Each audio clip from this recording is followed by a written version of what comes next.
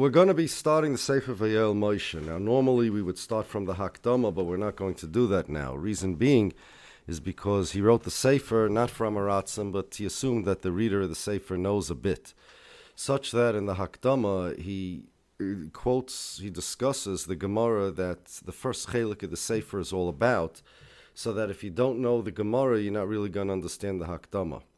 So we're going to do the Gemara before we do the Hakdama, and we're going to do the first part of the Sefer before we do the whole Hakdama. But there are a couple of parts of the Hakdama that I do want to do before anything, because they're important to understand who the Sefer is for and why it was important to write this Sefer. First, who the Sefer is for. Go to the Hakdama, Dibur HaMaskil Urisi Lahatik. It's on page Tezayin. Okay, he's going to talk over here about who he wrote the Sefer for. And you should know about this because after you finish with the Shiurim and become a big bucky in the Sefer and a big bucky in the Inyan, you should know who not to speak to about it and who yes to speak.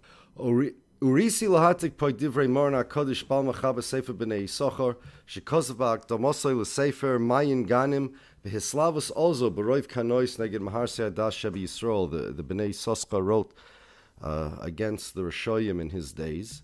V'kosav b'soif dvor v'zel l'shoyna, at the end of his speech, end of the writing, he says, quote, v'zois l'das, and you should know, Yedid HaKoirei, honorable dear reader, she'ein kavanosi b'dvorei eile l'hisvakeachim harishoyim hamufkarim ha'apikarsim. My intent over here is not to fight or to argue with the Rishoyim and the Apikarsim. Sheyoidu al ha'emes v'yeshuv al Hashem, to make them be moed al ha'emes and do tshuva. That's not the purpose of why I'm writing over here. Ki kvar omer hamelech ha'chocham, Pasuk in Mishlei already says, Layachpoitz ksil besvuna, fool doesn't want to become smarter. I'm not writing for people to change their minds. V'dam ashetoshev la'apikayus, it says in Pirkei Avos, Somer Reb Yochanan says in the Gemara in Sanhedrin, Loishanu el apikayus goy. It's talking about a goyish apikayus. Somebody comes to you and says that the Mashiach already came. Oh, sorry, that may not be a goy. But assuming it's a goy that comes with some goyish ideology, that's the apikayus that the Mishnah is talking to you when it tells you know what to answer him. Aval apikayus Yisrael, but a Jewish apikayus. Kol shkein de poketvei. You don't bother answering him because he's just going to get worse. V'yomar kol shekain, it says, kol shekain he's going to get worse. The apikayus Yisrael chalil l'hashivoi, chas v'sholom, to argue, to answer an apikayus, a Jewish apikayus. Kevan shu einay roitza, kiyim b'his galus libay b'afkerusa, all he wants is to be hefker. He just wants to do what he wants. Otherwise he wouldn't be an apikayus to begin with. Ulahasim imenu masa atayr v'havoida, and to throw off of himself the yoke of Torah and mitzvahs. Therefore, even if you give him bales and bales, bundles of answers, he's just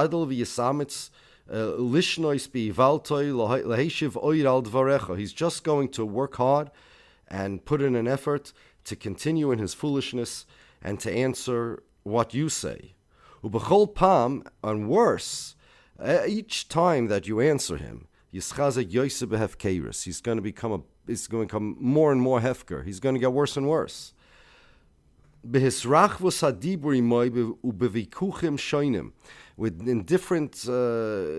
arguments that you're going to have, and in the amount of time that you spend, the amount of talk you have with him. Means the more you talk to him, the worse he's going to get. We don't deal with Jewish apikorsim. If a missionary comes to get us to change our religion, him we should answer. But if a Jewish apikairis comes, this is the Gemara, we don't bother dealing with them because they just get worse. Rashi, and this is what Rashi means. The Gemara over there, Rashi in the Gemara. Im tashivehu, if you answer him, yedaktek ma'oid laheshiv al dvarecha, he will just work hard.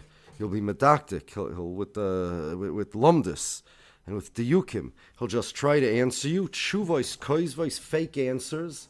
B'malitzois shoinois. And we're going to see what this means. But the word, the translation, simple pshat, b'malitzois shoinois means with different phrases. Malitz is more than a phrase. It's like a sharp phrase or a phrase that rhymes or what? A meme. It means, Malitza means like a prose.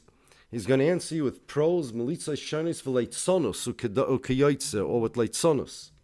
Now remember that those phrases, Malitzos and leitzonus and keyoitze, and I will show you shortly that Rashi was very medayik in his lashon here. Al kain chasle lezara da'aba laver al divrei chachmeinu zal.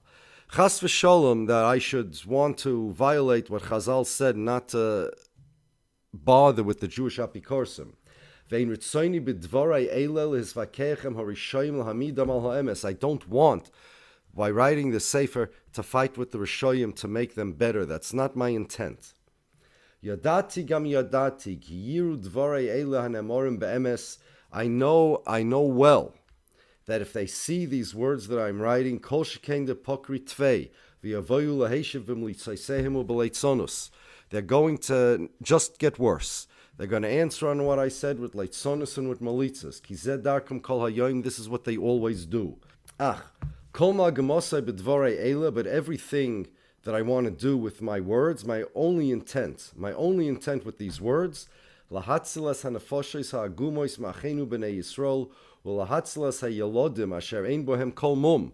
The innocent people, the children and the innocent people are the only ones that I am trying to target. Laharchik nodud mi'ahole ha'anoshim ha'rishoyim ha'ela, to keep these innocent people away from the apikorsim. Asher porku oil ma'aseh divrei Chazal ma'al tzavareihem, the Rishoyim who already threw off the yoke of Chazal from themselves. V'dibru sora gamal mitzvahs Hashem hamufuroshin b'toyer shebeksav geruim he mikad hakaroyim asher kvar hachiku oisam b'nei Yisrael mechavel nachlas Hashem. These apikorsim nowadays are worse than the karoyim, because these guys also talk against Torah shebeksav. The Karoyim, even though technically they're Jews or they were Jews, that's only technically. Socially, they separated themselves from Klal Yisrael and they came like unto a separate nation. So today's apikorsim are much, much worse than the Karoyim. The Karoyim at least believed in Torah shebeksav. Today's apikorsim are much worse. These people, Kal v'chomer, they're much worse. Today's apikorsim, they're from the Erev Rav and they're from the Amalekim. Now we know, remember this phrase, they're from the Erev Rav and the Amalekim, because later on in Vayel Moshe we're going to explain exactly what it means. Long story short, that it's foretold that before Mashiach comes, there's going to be amongst the Jewish people Amalekim, who will be, Amalekim are going to be a subcategory of Erev Rav. It's going to be the Erev Rav mixed in with Klal Yisrael, and they're going to make us a lot of trouble. I wrote about this in my book. And one of the types of Erev Rav there are Mamish Amalekim. And what it means is, you'll see in the V'yal Moshe is going to say, everybody here knows the Mogen Avram, why you make a bracha Shelo Yasani Goy? Yeah? You know it. You understand. The Mogen Avram asks, the Meforshim ask, why you make a bracha every day, Shelo Yasani Goy? You don't make a bracha on the same thing twice. If you make a bari priyatz on an apple and then you make another bari priyatz on the same apple, it's a bracha levatolo. So why do you make a bracha 2 times Shelo Yasani Goy? You made it today. Why do you make it tomorrow? So the answer is that because when your neshama goes up, when you sleep, and comes down, it doesn't necessarily come down the neshama of a Jew. We hope it does. And that's what making a bracha. Theoretically, it could come down the neshama of a goy, the neshama of an isha, or the neshama of an eved. Isha and eved, of course, has different neshamas than regular Jews, because they have different amount of mitzvahs. Even an eved ivri has one less mitzvah. The loisa say to marry a shivcha he doesn't have. So they have different neshamas. So we make a bracha, thank you Hashem for giving me the neshama of a yid. But a person can get the neshama of a goy, he can get the neshama of an isha, neshama of eved, but b'nageya to us now, a person can get the neshama of a goy. And if he not only can he get the neshama of a goy, he can get the neshama of a maleki. And then, for all practical purposes, he's still chayiv in mitzvahs, but for all practical purposes, he has the midas of an Amaleki. And it's foretold that before Mashiach comes, they're going to be amongst the Jews. Amongst the Jews. The Erev Rav, amongst the Erev Rav Amalekim, that are going to cause us a lot of trouble. And says the Bnei Yisoscha, this is the Apikorsim today, they are those. Achenu Bnei Yisrael su nomi alohole anoshim Hashem ha'elav yelochem imohem shum hischabrus. Don't have, please, Klal Yisrael don't have anything to do with any of these people. This is what the Bnei Yisachar says. So, we see from here, we do not bother with Jewish apikorsim. We just let them be. If they wanted the truth, they wouldn't be apikorsim to begin with. Now you're going to tell me, well, I know that I once spoke to an apikors and he changed his mind. So, it may look that way, but Chazal says not that way. It doesn't work like that. In any case, even if it's possible to work that way, the risk that Chazal say that B'derech Klal is going to happen, it could be Chazal is saying al pi roiv, that in general, the vast majority of times they just get worse. So therefore Chazal commanded us, it's not advice, it's Chazal telling us instructions, that we are not supposed to answer Yiddish apikorsim. We're not supposed to bother with them. Missionaries, go ahead, answer them. Go do anti-missionary work. But if you want to bother dealing with apikorsim, don't even bother. It's wrong thing to do. And therefore, I quoted part of his Loshen, because we can learn a lot about our days. The Rishayim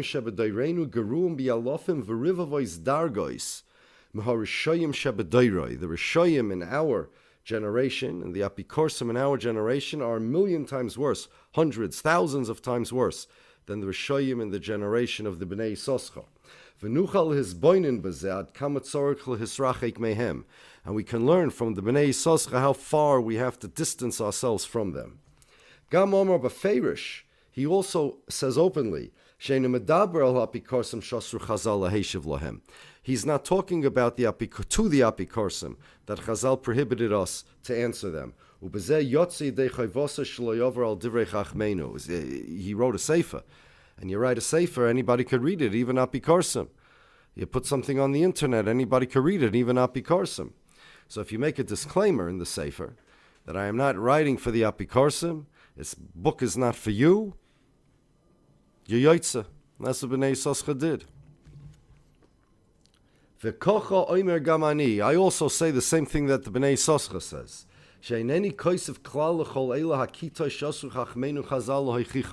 I'm not writing to any of those groups of people that Chazal said it's also to give them teichocha.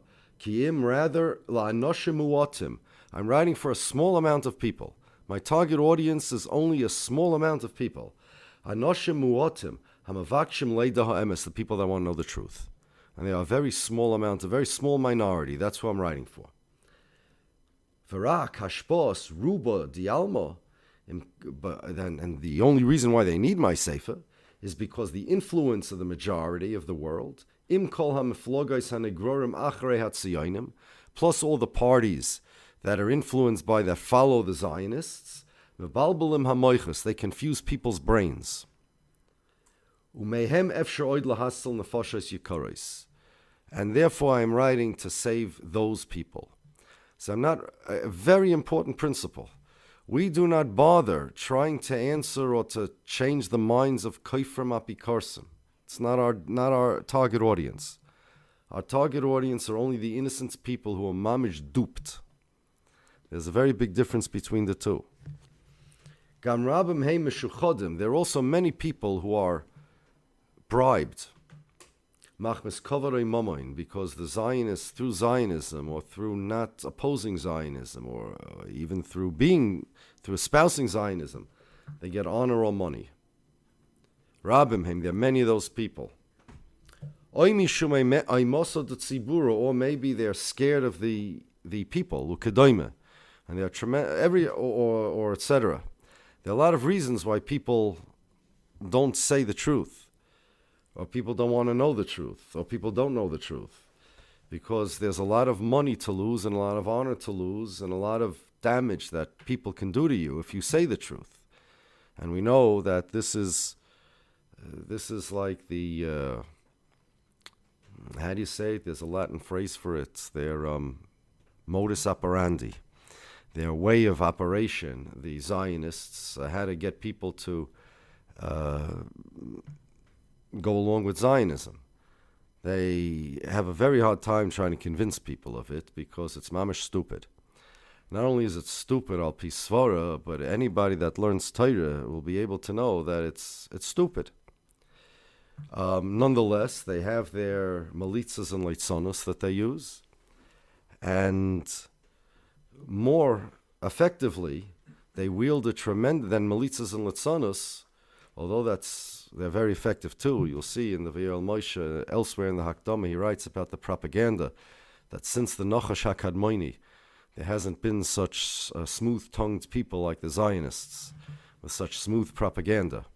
Their propaganda is phenomenal, and quality of propaganda is measured by an equation. It's the effectiveness of the propaganda over the stupidity of what you're trying to convince people of. So if you're trying to convince people to take care of their health or something, and you propagandize, so, okay, it's not a difficult thing to sell. So you need some propaganda and you do it. But if you want to convince people to jump off the roof, so even if your propaganda isn't per capita as successful as the propaganda somebody else is going to use to convince people to take care of their health, nonetheless, it's more higher quality propaganda, even if you get a much smaller amount of people to jump off the roof. So to get people to approve of Zionism, or at least not to oppose it through propaganda, is a tremendous accomplishment, because it's like getting people to jump off the roof. It's mamish crazy. But even more than that, they wield with great effectiveness a lot of money, a lot of covet, a lot of power, and we will see later in the V'yel Moshe, he describes this in detail elsewhere, that they stop at nothing. They have no limits in the damage that they're willing to do to people if they don't toe their line. And their reason, first you got to brainwash the people to damage others, that they should consider it a big mitzvah to damage others. Then you have the money, then you have the covets. Their strategy is get control of the money, offer people money, threaten people. And there are a lot of people like that who are meshuchad, and if a person is subject to this type of thing, then it's like he's being bribed. And these people, these people can't admit the truth. The truth is hidden from them. The Torah says, Sheikhid blinds the eyes of the wise, and kal v'chomer what it does to tipshim, right? So Harichu Chazal explained that kama mesama heinayim av sheikhad dvorim. Chazal were marich in this. They explained how effective, how even sheikhad of words blind somebody's eyes. Meaning, if you give somebody a compliment, or if he's scared that you're going to insult him if he doesn't toe your line, if you give him a compliment if he does.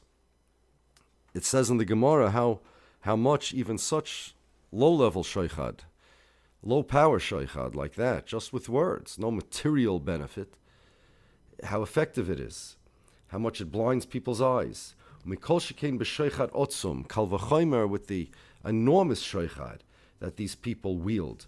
Umisha husuma v'iver einayim, somebody who's blind. Einoi roya af es hashemesh b'tzaharayim, he can't even see the sun in the daytime. V'heich yochel liroi sa'imes, and how's he going to see the truth? So somebody who doesn't oppose Zionism, because we know why. We know because he's, like I said in my book, either bought, bullied, or brainwashed. Those are three things. There's the bought, the bullied, and the brainwashed. Such people are not going to see the truth either. It's not possible, because they're still bought, bullied, and brainwashed even if you talk to them. So somebody whose parnasa depends on his Zionism, either espousing it or not opposing it, or somebody whose covet depends on it, or somebody who has any vested interest in it, they're not going to listen either. Aval im kol ze adayin nimtzoyim b'Yisrael anshe levav she'einu meshuchodim kol kach u'makirin ha'emes. There are some that aren't so bribed that are still able to recognize the truth. So this is to whom he's writing. He's writing the Sefer only for the innocent people.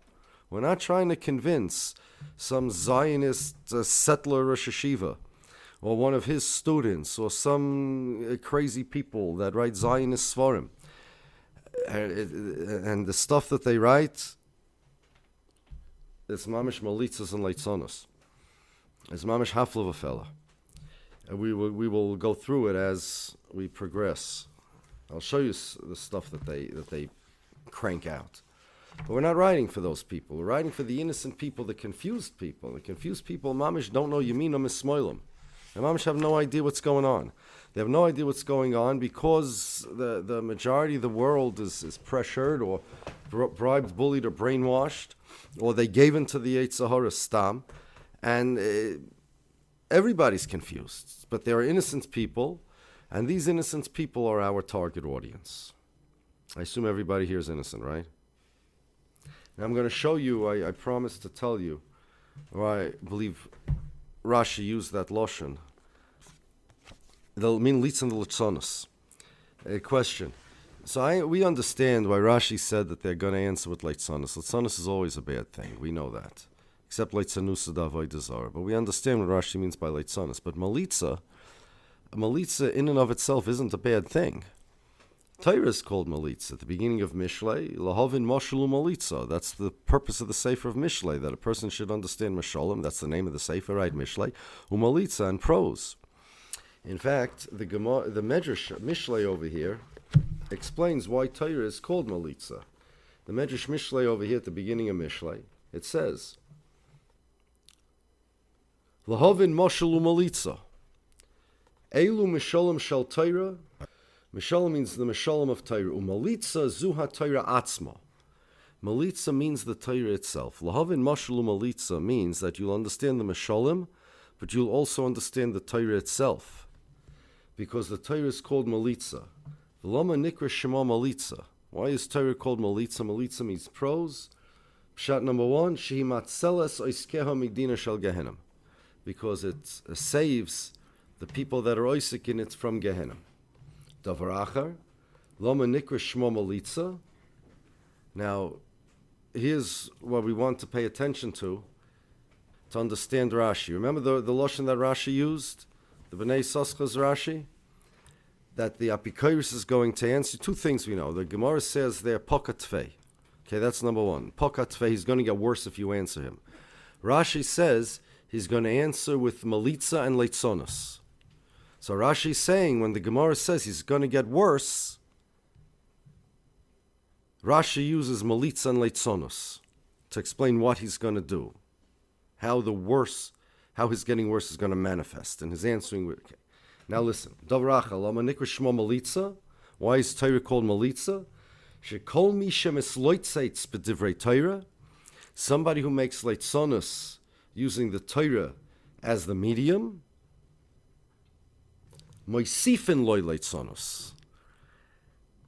We add leitzonos to meaning that the leitzonos is going to get out of control. It's going to get worse. Moisifin loy leitzonos, the punishment for such a person that starts using the Torah for leitzonos or making leitzonos of the Torah, is he's going to get, the leitzonos is just going to get worse. Moisifin loy leitzonos. Shnema im la leitzim hu yolitz. So if a person uses leitzonos, that in Torah means it's going to get worse, and therefore the Torah is called malitza. Now, why is the Torah called malitza? Because of this. I'll tell you what malitza is. Malitza, we said, is prose, but malitza means talking in such a way that the talk sounds good. Now you can have a malitza that the content of the malitza doesn't reduce the quality of the malitza part of it. You could have nice prose that doesn't say much in terms of intellectual content, but it's nice prose, right? And this is how the Apikoros is going to answer. There are things that sound good. There's a way to talk that sounds good. It sounds like you're making a point, but you're not really. We hear this all the time from people, things that sound good. Everybody knows, I'm sure you've all heard it in the past. When you tell people that Apikorsim are not part of Klal Yisrael, what do you mean? Hitler didn't distinguish between the Frumma and the Freya. Sounds good. Hitler didn't distinguish, right? It's mamish one of the dumbest things that anybody has ever come up with. Hitler now becomes the posik to decide who's part of Klal Yisrael. Mamish the dumbest thing in the world. When I spoke this summer in Spain by the Three Cultures Foundation, every 5 years they have a convention. So I spoke this year for them in Spain. And I was talking about this topic about what a Jew is and the definition of a Jew that the Torah gives versus the definition of a Jew that Zionists have. So afterwards, a guy in the audience, I took questions, a guy in the audience asked me, well, you can't dismiss Hitler's definition of a Jew. That's what he told me, Hitler's definition of a Jew. So I'm like, well, Hitler's not my rabbi. And do you just listen to yourself? I mean, before Hitler, we didn't know what a Jew was. Do you really think that I should care how Hitler defines a Jew? Do we understand what this guy is saying? But that's called a malitza. Well, Hitler didn't distinguish. It's a malitza. Okay? There are many types of things that people say that mamish don't make sense, but they're designed to be sound bites. And people are actually even taught to do this. I have in front of me over here a chibur. It's called the Hasbara Handbook, Promoting Israel on Campus. It was published and produced by the World Union of Jewish Students. Publication is sponsored by the Education Department of the Agency for Israel and by the Joint Distribution Committee. So here, it says, all the way at the beginning, after the message from the chairperson, the principles of Israel advocacy. And it's talking about a completely different topic than we're talking about. Here it's talking about, they don't care about religion. In fact, later in the Hasbara Handbook, it says, don't mention anything about Israel being Jewish. Nobody wants to hear that. It says, except for the Orthodox Jews and the Zionists. This is the advice that these people give to their people on campus. It says, except for Orthodox Jews and evangelical Christians, nobody wants to hear that Israel is Jewish. Don't mention anything about a Jewish state. Don't even mention the word Zionist state. Nobody likes to hear that. That's not in line with current modern ethics and morals. A state that's Jewish, no. It sounds exactly what it is. So don't say that. Don't mention that to anybody. So the only people that will have a positive reaction, as I said, Orthodox Jews or evangelical Christians. To nobody else. So they don't care about Jewishness here. They only care about winning arguments about other college kids that are arguing about Israel's conflict with the Palestinians. Okay, so that's what they're trying to talk about here. And in the section, called all the way at the beginning, Communication Styles, Point Scoring and Genuine Debate. So first it says point scoring. Point scoring is a method of communication that prioritizes making certain points favorable to the speaker and attacking opponents of the speaker by trying to undermine their positions. Point scoring communication ought to give the appearance of rational debate whilst avoiding genuine discussion. It ought to give the appearance of rational debate while avoiding genuine discussion. The aim of the Israel activist point scorer is to try to make as many comments that are positive about Israel as possible, whilst attacking certain Palestinian positions and attempting to cultivate a dignified appearance. Point scoring works because most audience members fail to analyze what they hear. Rather, they register only a key few points and form a vague impression of whose quote-unquote argument was stronger. Point scoring is the correct method of communication to use when the audience is likely to be only partially engaged. Talk radio, student newspaper, large panel discussions, and anything to do with the television or the internet should probably be viewed as having partially engaged audiences, and so point scoring is the right way to communicate in these forums. It adds a note, point scoring can irritate audiences who are genuinely committed to thinking seriously about their views on a subject. And therefore, when talking in serious academic circles or answering questions addressed personally by genuinely interested individuals, it is preferable to refrain from point scoring, which can seem shallow. It can seem shallow. They don't say, don't do point scoring because you really want to answer the question. You don't want to sound good. No, don't say. It may seem shallow. So the guy is not going to be makabel it and instead more fully engage, okay, using rational argument. But this is what they are trained to do. This is called malitza. Use malitza. Theodor Herzl said it all the way at the beginning of Zionism. He says, look, the way to get people to accept Zionism is not an intellectual system. It never was designed to be. Herzl said, what went into German nationalism? Why is German nationalism so successful? This is Herzl talking.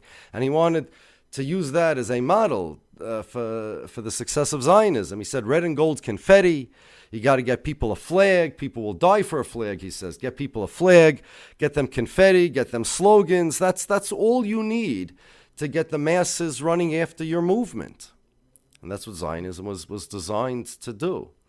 And then later, and we have this is over 100 years after Herzl said that, and even kind of in between, Harry Truman was talking about whether or not to recognize Israel and Zionism. And we have in the Harry Truman Library, I quoted in my book, he said the Arabs and the Jews, he called them Jews. The Arabs and the Jews they're both impossible to deal with. He says the Arabs are so stubborn and the Jews are so emotional. The Jews are so emotional, you can't talk to them. He says they're like the if I remember right, he said like the Latinos or something. They're just so emotional, you can't deal with them. Well, of course, it's not because they're Jews, it's because Zionism is only an emotional system. It was designed to be that way. And when these people answer, they don't really address issues. They come up with slogans and they get emotional and passionate. Well, what about the Holocaust? And the Holocaust comes and then the brain shuts off and the Holocaust turns on and there's nothing to talk about anymore. That's malitza. Malitza is prose. These are words that sound good, that people who are not engaged will follow. It will appeal to them. I told you this story when I was the spokesman for one of the protests here in America, the big one, the one they had in Foley Square. And the organizers, besides me being the spokesman, you remember, Yonis, nobody came. The mamish, nobody was interested in what we had to say. Mamish, nobody. 2 little newspapers came. One was, what's his name, the Kushner newspaper. No, and the Forward, yeah, those two, just the Forward, and the Kushner's newspaper. Those are the only people. Those are the only people that were interested. Mamish, nobody was interested. They're really, press are not interested in any of this. They're only interested in what's going on with Israel and the Palestinians. That's mamish their only interest. That's it, mamish. That's all they're interested in. But they hired actually a high-powered PR guy to also speak to about the protests. They figure me and this PR guy, we're going to make a good tag team. I'll do my part, and he'll do his part, and we'll speak to the press, and everything will be wonderful. We didn't need neither me nor him, but I was talking to this guy on the phone. He's really a high-powered guy. He worked for like big people. The protest, by the way, was about the Gius. He says to me, this guy said, here's the plan. We got to tell people that the reason why we're against why they want to draft the yeshiva bochurim is because by the last election, we backed the losing politicians. And now they're power brokering, and now they're getting revenge on us by drafting the yeshiva guys because we didn't vote for the right guys, we voted for the wrong guys. So I told him, no, we can't say that. I said, no, we can't say that. He says, what do you mean? I said, but that's not the case. That's not the truth. That's not the message. That's like made up. So he says, I got to tell you a rule. He said, when somebody talks to you, forget the press for the moment. If somebody reads something in the press, or a guy walks by the rally and they're going to ask what this is about, and you tell them something, they're not going to remember what you told them 10 minutes later. They're going to walk down the street. They're going to forget what you said. What they will remember is what they felt about what you said when you told it to them. So if I tell them something, I say, that sounds good. 10 minutes later, he'll just remember that what I said sounded good, but he won't remember my point. So he'll be on my side. If what I say to him is schwer, right, difficult, or he has this negative reaction to it in his mind, he doesn't have to tell me anything, it was just a passerby, right? Then he won't remember what I said either, but he will remember that it was schwer to him and he will not be a supporter. In other words, basically he was saying Malitza and Leitzonos. That's it. This is why Malitza and Leitzonos are together. This is what it means. Because Leitzonos means, everybody knows, we all know this, right? To be mevatel the cheshivas from something. If something's choshev, something's important, and you go, meh, to me it's nothing, like Amalek did by Klal Yisrael. It doesn't mean to laugh something, it means to laugh something off. In Yiddish, in English it doesn't translate, so in Yiddish they say, Leitzonos is not lachen, it's uplachen. It means to laugh something off. It doesn't mean to be funny. And it means that the cheshivas, the substance, you ignore, and any seriousness you ignore, and basically just do what you want. And that's the same as Malitza. Malitza means there doesn't have to be any substance to it. It's just prose. That's why Malitza and Leitzonos are together. This second pshat in the Medrash, why Torah is called Malitzim Leitzim Hu Yalitz, is because somebody that starts Divrei Torah with Leitzonos, plenty of people say Pshatim, Torah is Megalaponim, but Torah Shloika Halacha. It sounds good, it sounds like Torah, all sorts of tainas, but it's really Leitzonos because it's not serious. It's just like the archer that shot an arrow and then drew a target around it. So then we're going to be Moisef Leitzonos on him. Malitza and Leitzonos are the same thing. So, and Imla Leitzim Hu Yalitz, it's just going to get worse. That's what the Medrash says. Now look at Rashi. The Gemara says that if you answer not bikoris, he's going to get worse. So says Rashi, what do it mean he's going to get worse? It means he's going to answer with Malitza and Leitzonos. Rashi had this Medrash in mind, that Rashi saw that the Gemara says he gets worse. Leitzim Hu Yalitz were Moisef Leitzonos, because whoever Torah is called Malitza, because Malitza and Leitzonos, this is the exact way that a person's Mavatal Torah. And that's when he saw that the Gemara says that speaking to the Sapikoris doesn't help, he only gets worse. That's the Mokkah for Rashi. So anyway, I told this guy, this PR guy, the marketing guy, I said, you're making a big mistake. I said, this works for your business, but not for our business. I said, your business is to work for politicians to get them votes. If you're a politician and you want votes, what you're saying is very effective. Because when a politician gets votes, when he campaigns for votes, he doesn't care why people vote for him. He just wants the votes. If somebody votes for him because they like his positions, or somebody votes for him because he's good looking, or somebody votes for him because he's a nice speaker, or somebody votes for him for whatever motives they have, it doesn't matter as long as he gets elected. So if that's your objective, then it makes sense to say, well, you know what, don't bother talking to him, just make him feel good, because after he shuts off your speech on television, he's not going to remember what you said, he's just going to remember how he feels about it, and he'll vote for you. You didn't educate him by your speech. You didn't teach him anything. What you did was you got him to vote for you. So if getting him to vote for you is your objective, then what you're doing works. But my objective here is not to get votes. I don't want supporters. I'm not collecting money. I want to convey a message to people, to actually educate them and teach them something and communicate data to people. They should understand what I'm trying to say. And your method is not going to work. It just doesn't help. At the end, they took him off the job because I snitched on him to other Rabbonim that were that were running the event, and they just got him off the job.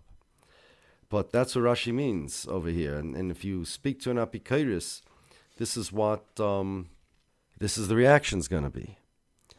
Now we're going to continue the hakdama towards the beginning. It's Tibra Maschel v'hine ro'isi ki sheirish hatois. Did you go backwards or forwards? Backwards. I went backwards. The Sefer Vayol Moshe, the first chelik of the Sefer, once upon a time was the whole Sefer, but even after it was all printed, chelik Aleph, is about the Shalosh Shvuos. Now, not too many people know what the Shalosh Shvuos even are. If you mention the Shalosh Shvuos to people, they'll think it's the time between Shivas B'Tammuz and Tisha B'Av. But really, the Shalosh Shvuos, we know, as Rav Yosef Eliyahu Henkin describes them, are our secret of survival in Golus. There are certain instructions, hanhogis, that Hashem gave us in the Gemara, and we're going to learn the Gemara shortly, that tells us if you do this, you'll survive in Golus, and if you don't do this, you're not going to survive in Golus. And Golus is a very difficult thing to survive in. In fact, everybody knows it's a big miracle that the Jews survived for 2,000 years when bigger and stronger peoples have disappeared under much less pressure. And yet, even the people that know what the Shalosh Shvuos are,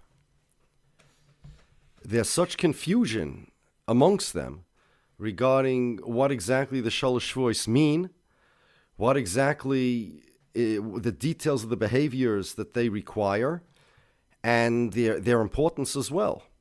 Why is this so? After all, it's a Gemara, it's part of Shas. The Daf Yomi people learn it just like any other Daf. So why shouldn't people know it? So here's what he says. The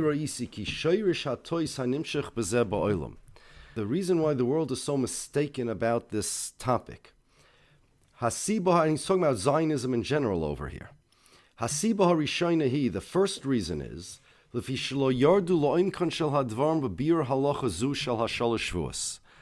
didn't fully understand the halacha of the Shalosh Shvuos.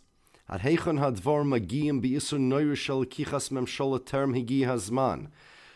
the extent of the prohibition and the ramifications of the prohibition of making a state before Mashiach comes, a Jewish state. And therefore, when the Taiva came to be like all Goyim and to have their own states, a nation and a country without any religion, the taiva for this, they were not able to overcome the Yetzer Hara. V'shuv motzu, and afterwards, even subsequent to their creating this state, motzu gama maslois lehischabri mohem. They found various excuses to join them, even if you're not one of them, but to join them or to befriend them. Even though these people are apikorsim, koifrim, and they're mesis umadiach, because they figure shekein hoi b'me'achav u'menashe. And they're actually Zionists that write this. That, well, Achav and Menashe, they were evil kings, and they had a Jewish state, and why are today's apikorsim different? And we're going to see, obviously, there's a big difference.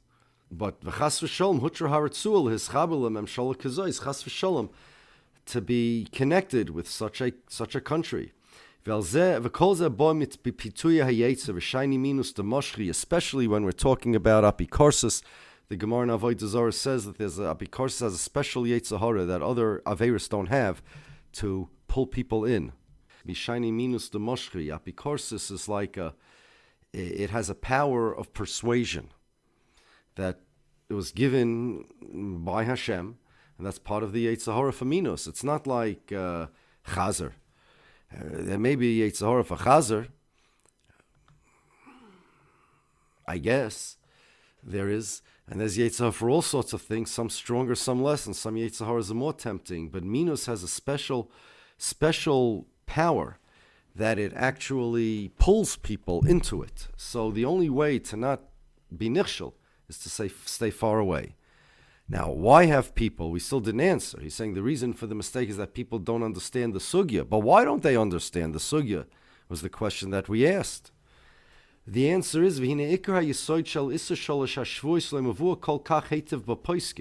it's not really discussed a lot in the poskim. It is discussed here and there, whenever it was noigeya. But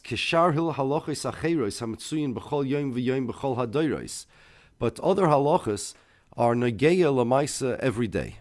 So they're discussed a lot. The Tur says, "B'din leket shikha upeya shebeshvil shehoidna ein noigim bohem lefisha haroiv nacharim," because bisman hazeh, the majority, even in Eretz Yisrael, were goyim. Lefika chein ritzayni laharich b'dinam elu. Therefore, I don't discuss them. So in Shulchan Aruch in the Tur, you're not going to find leket shikha upeya. You're not going to find these mitzvahs hatluyis ba'aretz. Why? Because they were nageya so much. Obviously, they're nageya, but they're not nageya so much to so many people. Even though obviously the Shulchan Aruch, the Tur, he was writing it for all the dairis, and it is very possible, very likely, that there could be in different dairis places that there's going to be fields in Jewish neighborhoods that there would not be a majority of goyim. Like there is today in Eretz Yisrael. Avol, but Yan shaloy kain bismanoi, since it wasn't like that in his days, he didn't want to. He rather spent his time writing about stuff that's nagei lamaisa. Ubabir yoiser kosav hatur, and even elsewhere the Tur says bedine trumos umaisris. He explains even more by trumas and meiser. Shekevan shein noig b'chutz laaretz, since it's only noig in Eretz Yisrael. Lo yirotz laharich bohem. He doesn't want to be marich in them. Even Trumas and Maisus, forget like a Chikram Peya. Trumas and Maisus is noig then in Eretz Yisrael, right? But it doesn't matter. The way the poskim work is they only spent time primarily on stuff that's nagei lamaisa to most people. Now this is it's an important principle. If you go to yeshiva bisman hazeh, there's no way you're going to know this. That our main learning, our main teaching is on things that are nagei lamaisa. Everybody knows the Aruch HaShulchan, right? You know the Aruch HaShulchan, yeah? That's right, Dafadei. The Aruch HaShulchan says, after he quotes from all the poskim in Hilchas Talmud Torah, that's the Aruch HaShulchan in Hilchas Talmud Torah, after he quotes all the poskim that say that if a balabas has only a couple hours a day to learn, only a couple hours a day, he should learn halacha lamaisa. Because everybody knows, how are you going to keep Shabbos if you don't know Hilchas Shabbos cold, right? But then he says, quote, Aval koi noimar lohem, but if we tell them this, that they should learn halacha lamaisa, la yilmadu klal, they're not going to learn anything. Ki einam roitzim ela lilmoi daf gemara b'chol yom. All they want to do is daf yomi. V'im kein ein lahaniyim v'halavai yamdu b'zeh. Therefore, don't tell them anything, and halavai, they should just learn that. So it's basically, the Balabatim say, either daf yomi or nothing. Of course, this way they get to finish Shas every 7 years. Not too many people make a Sima Shas. This way every Balabas makes a Sima Shas, so what? He doesn't know how to keep Shabbos, which is more satisfying, making Sima Shas or knowing how to keep Shabbos, right?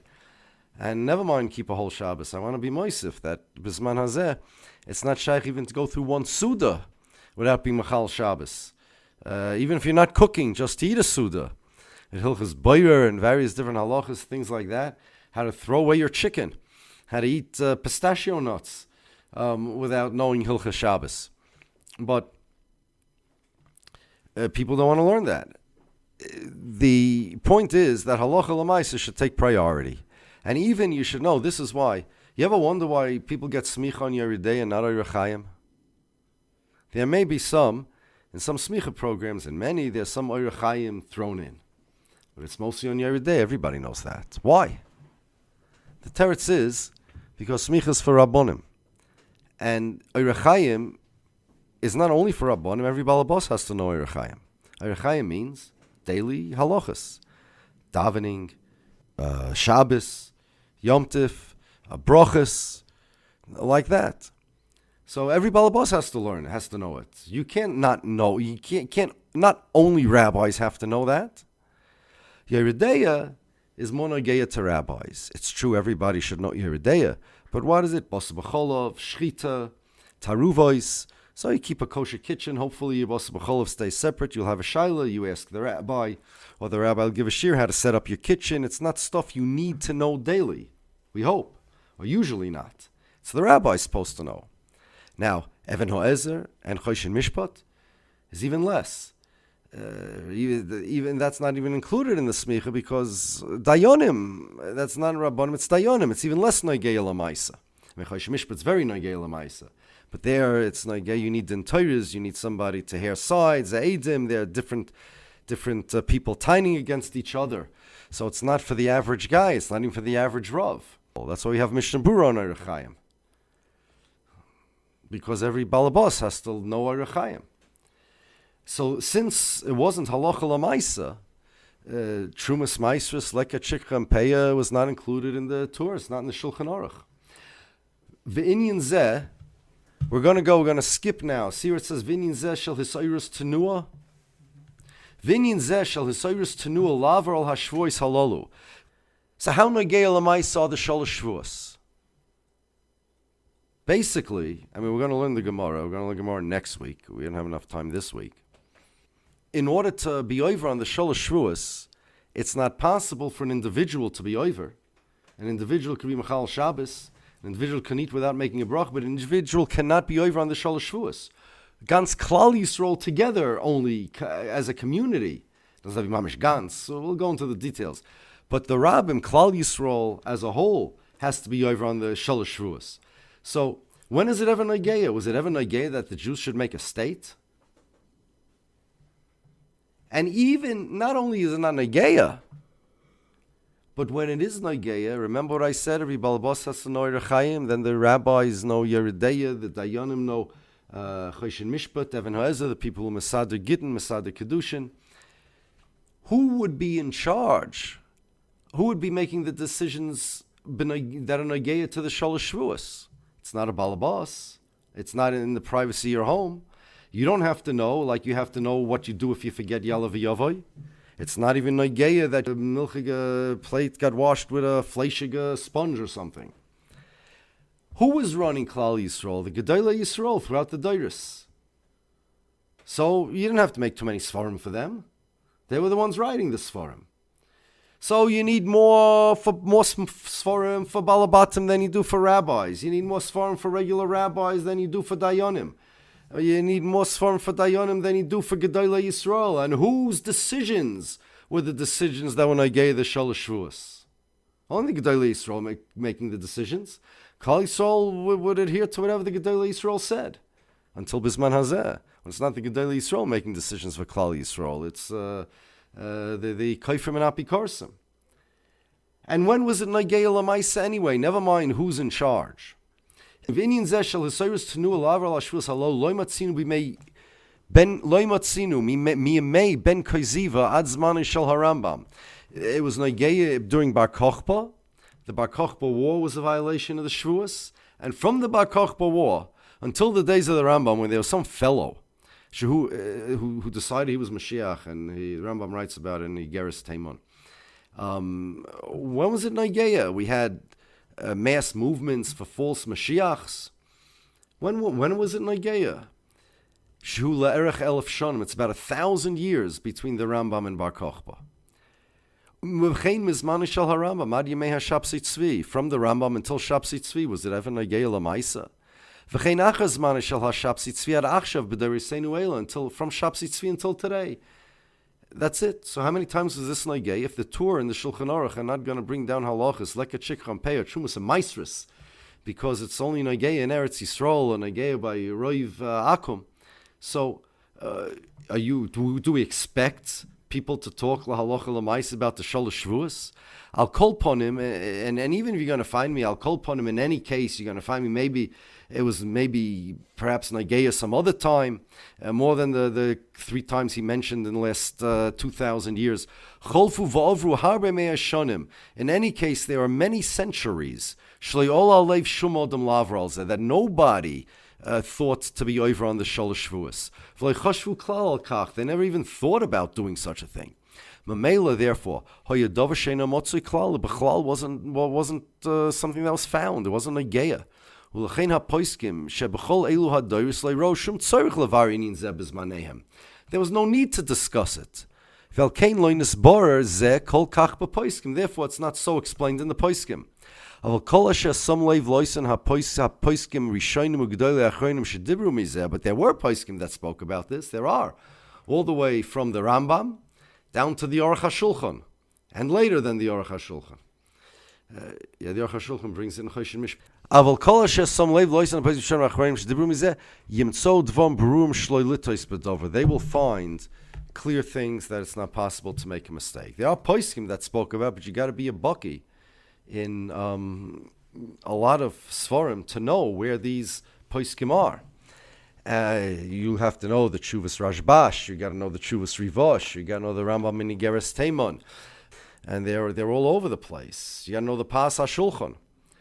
But you can't just go to the Shulchan Aruch and go find it. And the reason is because it wasn't Nagei Lamais. And I want to add something to this. It's not merely in the Poskim. There's also a lot in the Kabbalah Sforim about it. I have in front of me over here something from the Chacham Ovadia Yosef. Now, this article that he wrote over here in this old journal that I have in front of me, they told me that it was reprinted in the latest chelik of Chuvas Yabia Omer that was printed posthumously. But until recently, it was just in a journal that he wrote, and he has over here a shtickle Torah about Israel's giving up land for peace. And he discussed it as in context of the mitzvah that once existed, Bisman Hazeh it doesn't, of conquering Eretz Yisrael. And he says that the reason why there's no mitzvah to conquer Eretz Yisrael Bisman Hazeh is because of the Shalosh Shavuos. And even the Ramban, who holds that there's mitzvah to live in Eretz Yisrael, is moide, of course. There's no mitzvah to conquer Eretz Yisrael because the Shalosh Shavuos asks that. It's only a mitzvah to live there if an individual wants to live there under the auspices of whoever owns it. But that Jews should conquer Eretz Yisrael not. And then he brings from a lot of poskim. And then he says, what are we going to do with Reb Chaim Vital and the Hakdama to the Sefer Eitz Chaim? That Reb Chaim Vital says that the Shvuah, and he says Mashma from the Zohar in Vayera is only Noigeya for 1,000 years. It's something in the Kabbalah Sefer. It Al Pi Pashtus doesn't make any sense. It's in the Gemara, and the Gemara was more than 1,000 years afterwards. And all the poskim bring in, it's more than 1,000 years afterwards. So he says, first of all, he says that really, whatever the pshat is, from the Gemara, it's clear not that way. So it really doesn't matter what it means. There's machloikis. If the Kabbalah says this, it's not negei halacha l'mais, so we got to follow the Gemara and the poskim. And then he says, Uraisi, but then I saw I found in Vayol Moshe there's an arichas on this. He explains what Reb Chaim Vital really meant. V'shom beira, and there he explains it. Vein kan mokum laharich v'doiki katzatzi. I'm just saying bekitzer. So you have Kabbalah stuff also. So not only do you have to be a bucky in so many things, but you also have to know Nistar as well. If you want to, you could say, well, halacha l'mais is like this, but if you really want to be mavarit, ber heitev, and explain all the makayris, and if you want to reconcile the Reb Chaim Vital, you got to know Kabbalah too. So who's going to do this? And something that was never negeya l'maisa, like except once every couple of centuries, you're not going to find it anywhere. And therefore, here we are, a couple thousand years after the Churban of the Beis HaMikdash, and it's Negeya L'Maisa, but not only is it Negeya L'Maisa, we don't even have the safety net that I mentioned before, that it's the Gedolei Yisrael that are going to run Klal Yisrael. It was a bunch of Kofrim and Apikorsim that decided to do it. Who are we going to turn to? We're empty. It was never what a Yetzirah. Look what the Satan did. He took something that was only Negeya. Satan knew that in the Tur. The Tur says the poskim only write things. The more Negeya L'Maisa they are, the more they write about it, the more they teach about it, the more they learn about it. I knew that this is only Negeya L'Maisa once every few centuries. And the Satan knew that Klal Yisrael is bereft of a robust treatment in the poskim of these halachas. And then, not only that, But the Satan took these koifim and apikarsim that wouldn't listen to the Gedolei Yisrael, who would have been in charge of any such shaila in the past, and they said, Adarabba, Adarabba. We don't care what the Rabbanim say. We're not even doing it in order to make a Geula, a Mashiach.